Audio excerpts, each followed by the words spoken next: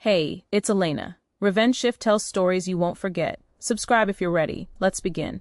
The Realtor arrived at 2 p.m. on a Saturday, exactly as scheduled. Her name was Patricia Monroe, and she carried a leather portfolio that probably cost more than my first car.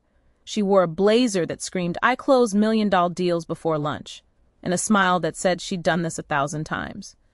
My parents stood in my living room, the living room of the house I'd purchased 3 years ago with money I'd saved for 7 years, flanking my brother like proud bodyguards. My brother Derek, 26 years old, unemployed for the past 18 months, grinned like he just won the lottery. In a way, he had.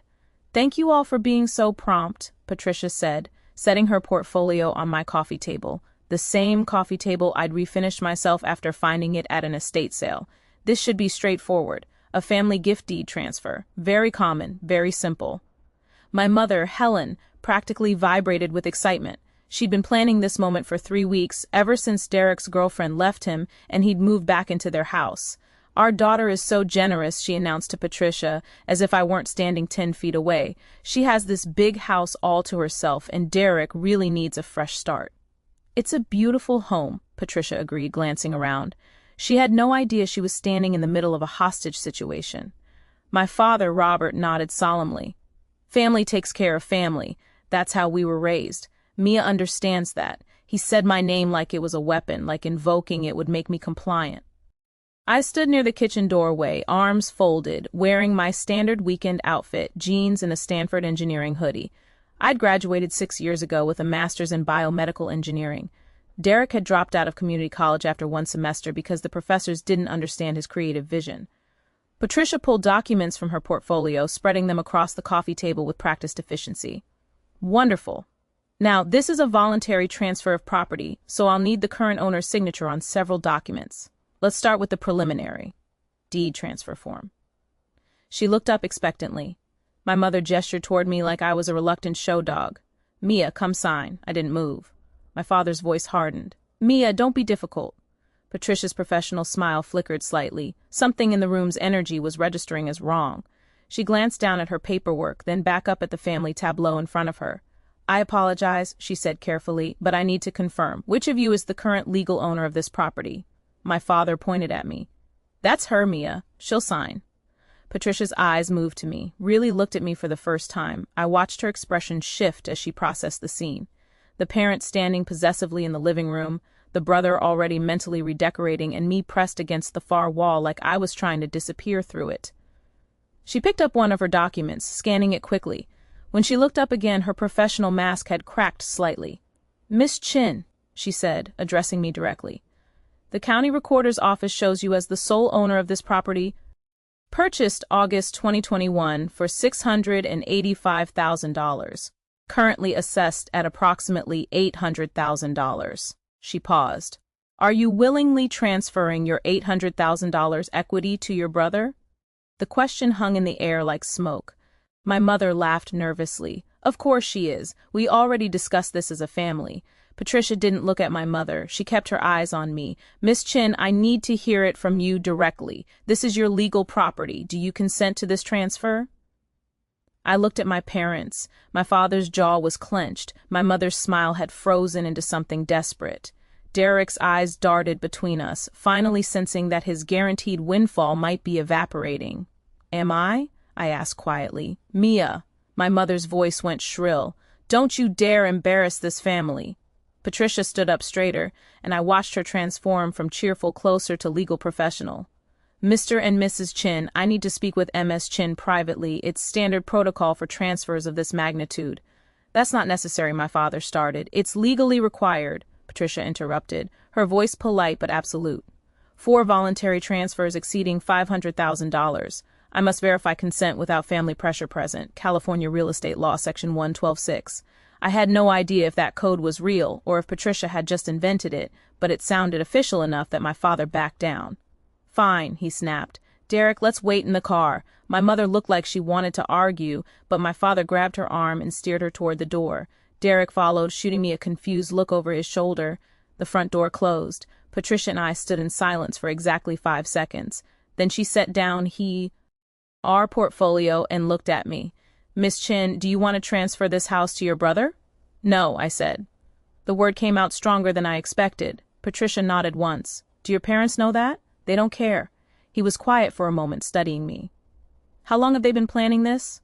3 weeks of logistics, 29 years of expectation.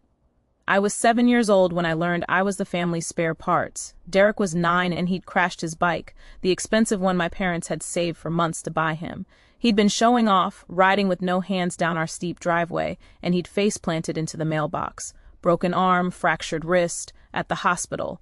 While my mother fussed over Derek and my father paced angrily about the cost, a nurse asked if I wanted a sticker. I was standing in the corner of the room, invisible. She's fine, my mother had said dismissively. She didn't get hurt, but I'd been riding right behind Derek when he crashed. I'd swerved and scraped my knee badly enough that my jeans had blood soaking through. The nurse noticed and knelt down to check.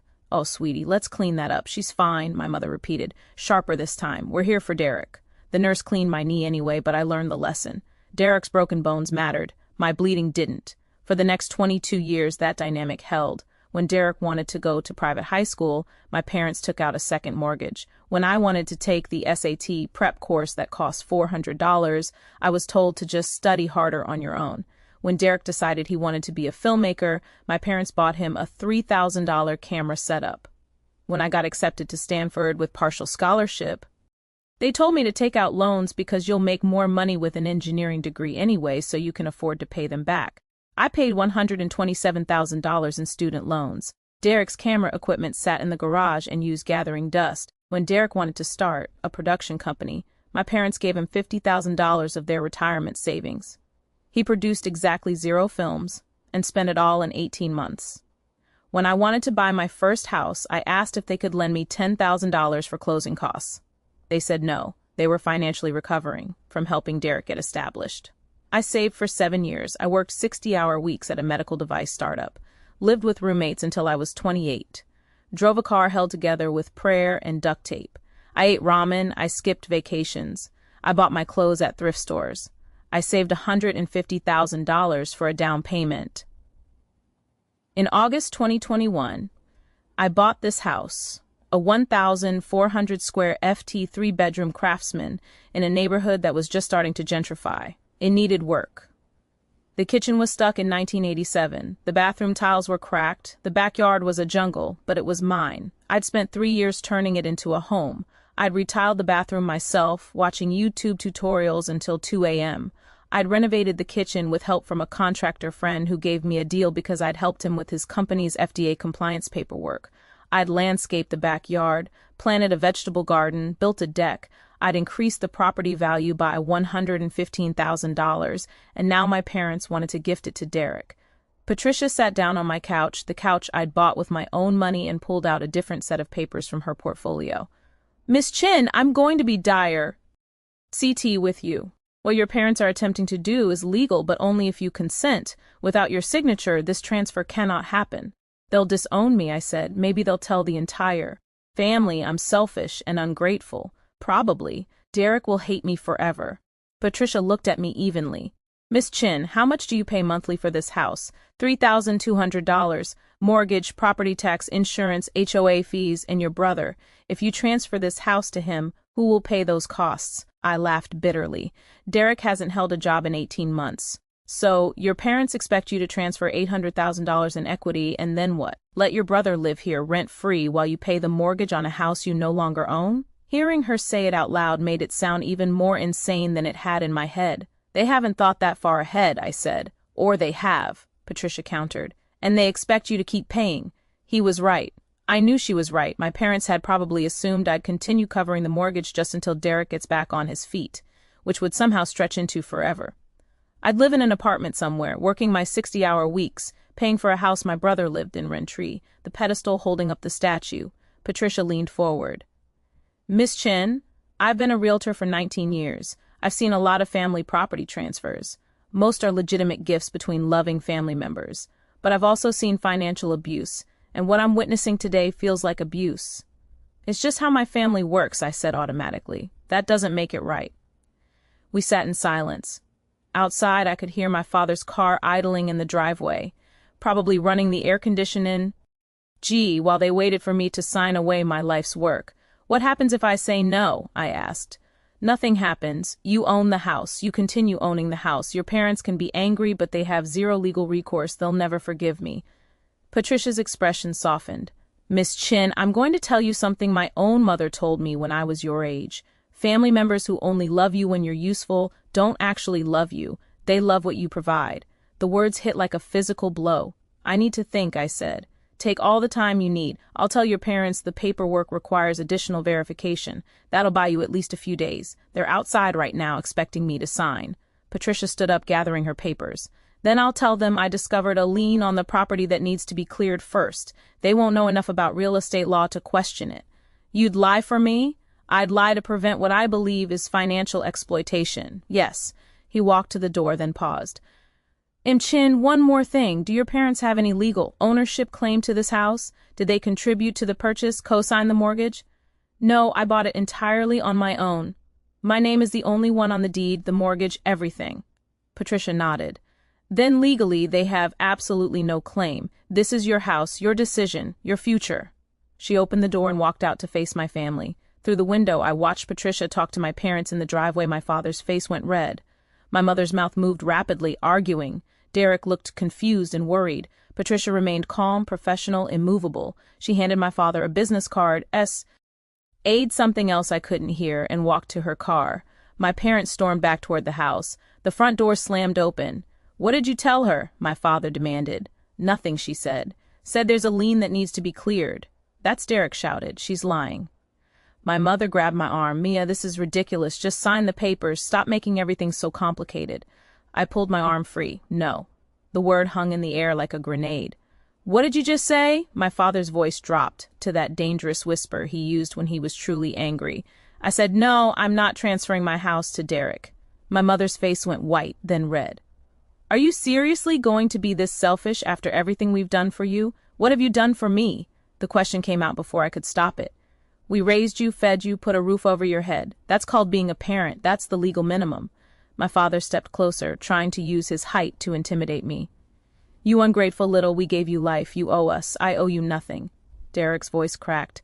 Mia, come on, I really need this. Ashley left me. I have nowhere to go. I'm drowning here. For a moment, just a moment, I felt the old familiar guilt, the weight of being the pedestal, the crushing responsibility of holding everyone else up. Then I remembered the $127,000 in student loans I'd paid alone, the 7 years of saving, the 60-hour work weeks, the YouTube tutorials at 2 a.m. because I couldn't afford to hire help.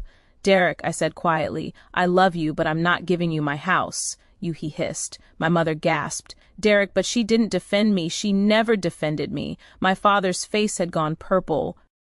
If you don't sign those papers, you are no longer part of this family. Do you understand me? I understand perfectly. We will never speak to you again. Okay, you'll regret this, my mother spat. You'll end up alone and miserable, and you'll have no one to blame but yourself. I walked to the front door and opened it. I need you all to leave now. This is how you treat your family, my father roared, after everything. This is how I treat people who try to steal from me. The word steal made my mother recoil like I'd slapped her. We're not stealing. We're family. Family shares. Family doesn't demand you hand over $800,000. Thieves do. My father looked like he wanted to hit me. For a terrifying second, I thought he might. Instead, he turned and stormed out.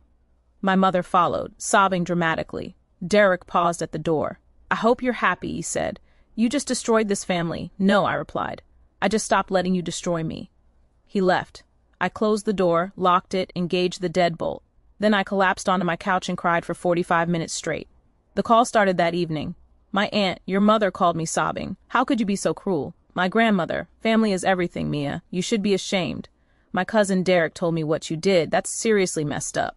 I blocked 12 numbers that night. The text continued for 3 days, a barrage of guilt, shame, manipulation. My entire extended family had been mobilized to convince me I was a selfish monster for refusing to hand over my house.